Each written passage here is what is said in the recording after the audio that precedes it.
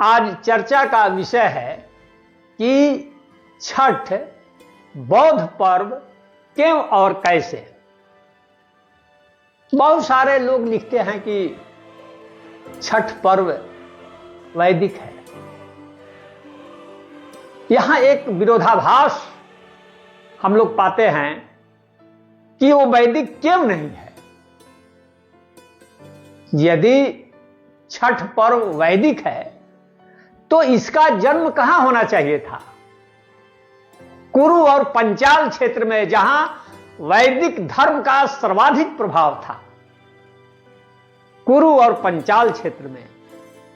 लेकिन इसका शुरुआती उद्भव कहां है? नेपाल की तराई, उत्तर प्रदेश, पूर्वी उत्तर प्रदेश और बिहार, इन्हीं इलाकों में पहले छठ पर्व मनाया जाता था। हम लोगों के ही समय में इससे बाहर इसकी व्याप्ति नहीं थी। मुंबई, दिल्ली, मद्रास, किन्हीं शहरों में छठ पर्व नहीं मनाया जाता था। ये हम लोगों की देखी हुई चीजें हैं। आज मनाया जाता है। तो होता क्या है कि जैसे भूकंप आता है तो जो भूगोलवेता हैं वो भूकंप का केंद्र खोजते हैं कि इसका उद्भव कहां से हुआ, उसका केंद्र कहां है, जहां से वो फैला। तो यदि आप इसका केंद्र खोजिएगा तो इसका केंद्र कहां मिलेगा? नेपाल की तराई, पूर्वी उत्तर प्रदेश और बिहार, बस यही इलाका है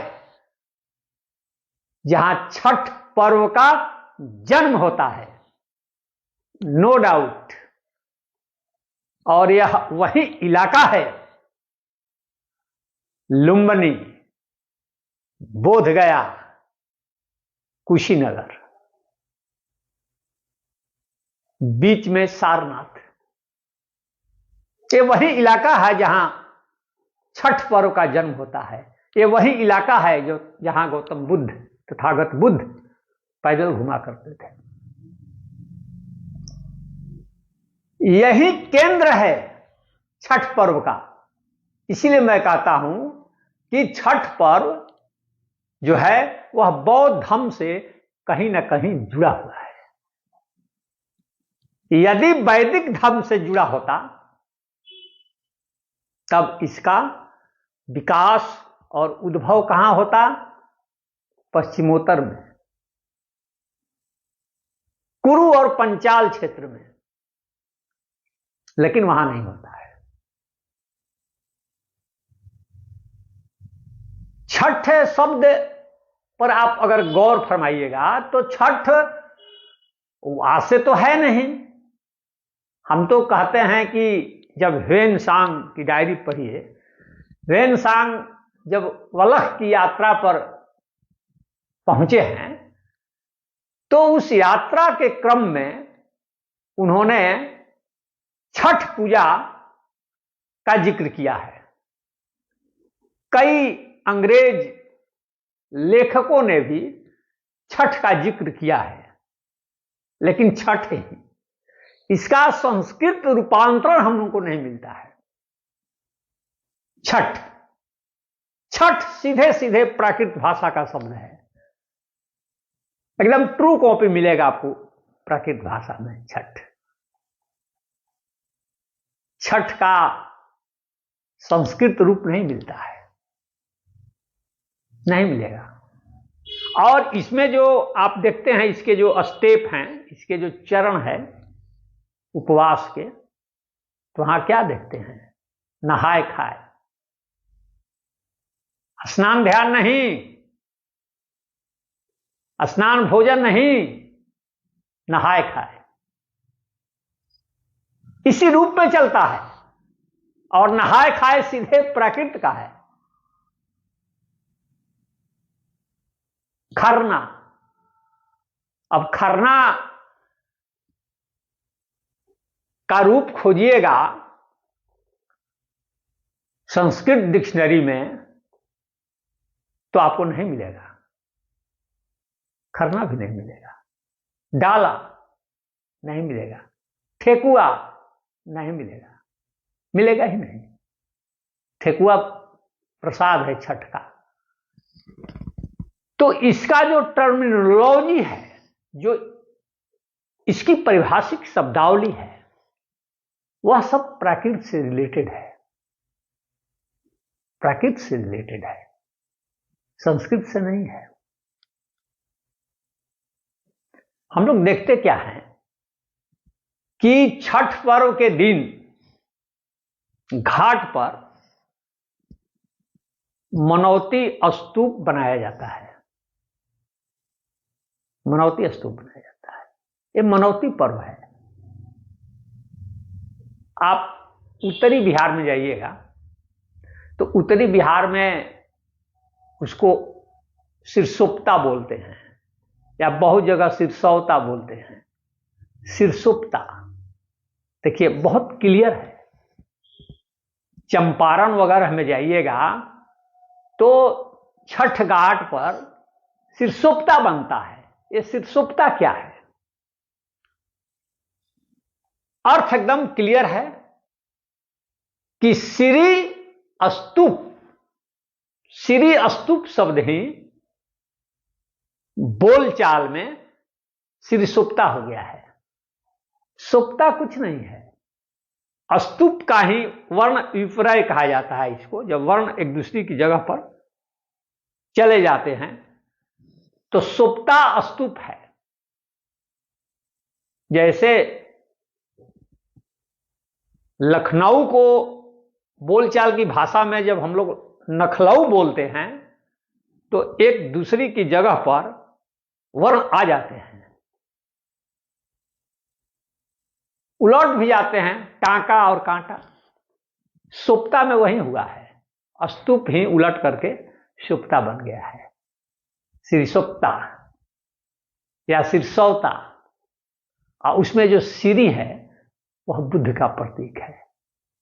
माने बौद्ध स्तूप, बुद्ध का स्तूप, सिरसोप्ता। सिरी माने बुद्ध, इसीलिए जो तथागत बुद्ध का जो चरण चिन्ह है उसको सिरीपाद बोलते हैं। सिरी माने बुद्ध, सिरसोप्ता वही है, एकदम क्लियर। इसका जो प्रसाद बनता है तो उसको हम लोग अगरौटा बोलते हैं। अगरौटा बहुत जगह ठेकुआ बोलते हैं, लेकिन ठेकुआ और अगरौटा में अंतर है। नल्ली मोहन सन्याल हिंदी के पहले एमए थे, बंगाल के थे, तो उन्होंने ठेकुआ शब्द की व्युत्पत्ति की है। बिहारी भाषाओं की उत्पत्ति एवं विकास में कि जो ठोक कर बनाया जाए वह ठेकुआ है। और अगरौटा क्या होता है कि अगरौटा में लकड़ी का सांचा होता है, ठप्पा जैसे, जैसे हड़प्पा मोहनजोदड़ो के सीलों पर है, उसी तरह से एक प्रकार का यह सील है, सील है। और उसका ठप्पा जो है वो मारा जाता है, किस पर? ठेकुए पर। और वो सील, वो ठप्पा किस चीज की? वो ठप्पा होता है पीपल के पत्ते का, वह ठप्पा होता है दूसरी तरफ धमचक्का।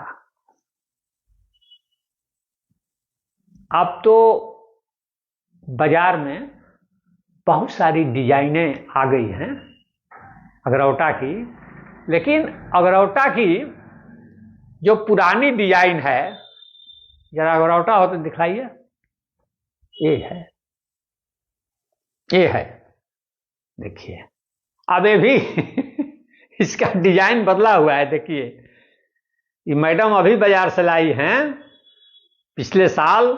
तो आप देख रहे हैं ना, ये जो धमचक बना हुआ है, इसमें देखिए 6 ही आ रहे हैं। 1 2 3 4 5 6 है। ये 8 होता था हम लोगों के समय में। ये 8 होता था, पूरी तरह से 8 होता था, एकदम तथागत बुद्ध का जो अष्टांगिक मार्ग है उसी तरह 8। इसलिए इसमें अगर कोई नए युग में छेड़छाड़ करता है तो समझिए कि आप किसी पुरातात्विक इमारत की एक ईंट को तोड़ दिए। आपने एक पुरानी सिविलाइजेशन को नष्ट कर दिया, कर ही तो दिया आपने।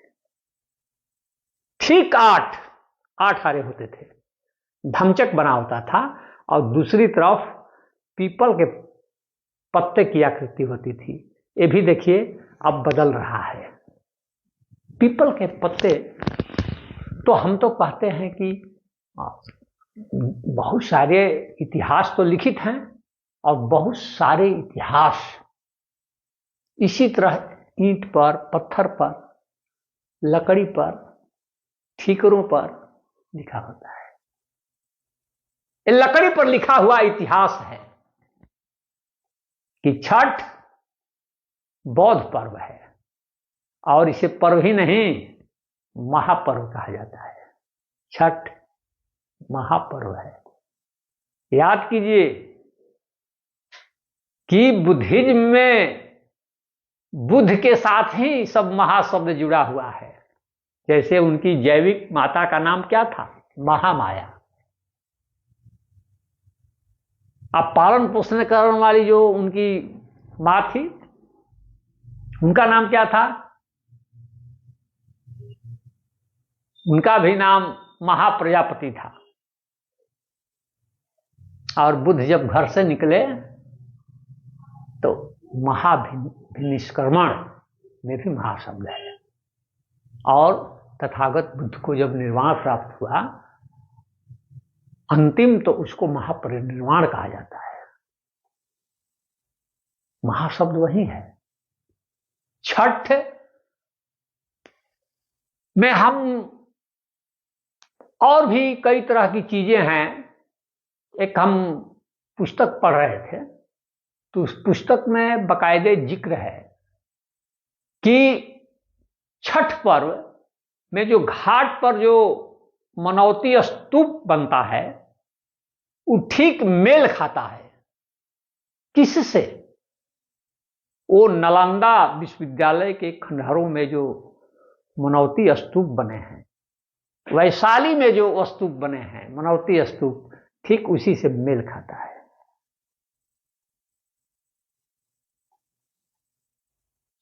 आप ध्यान दीजिएगा कि छठ में पूजा होती है छठी मैया की,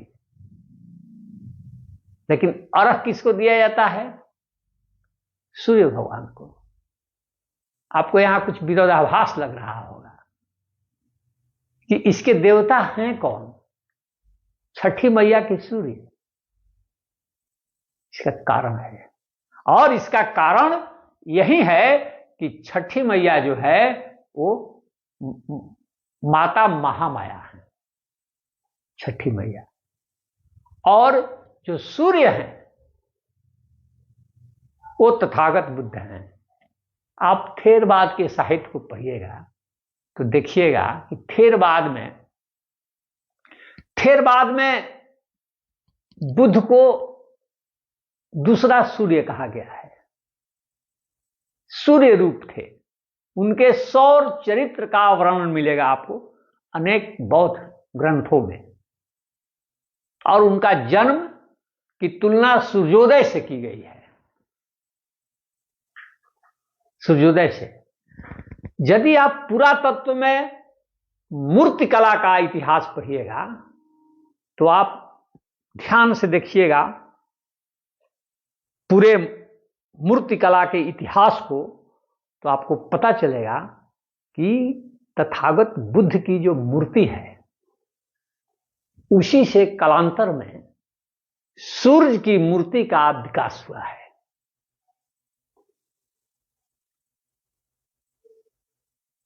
आपने सुना, बहुत बहुत धन्यवाद। धन्यवाद।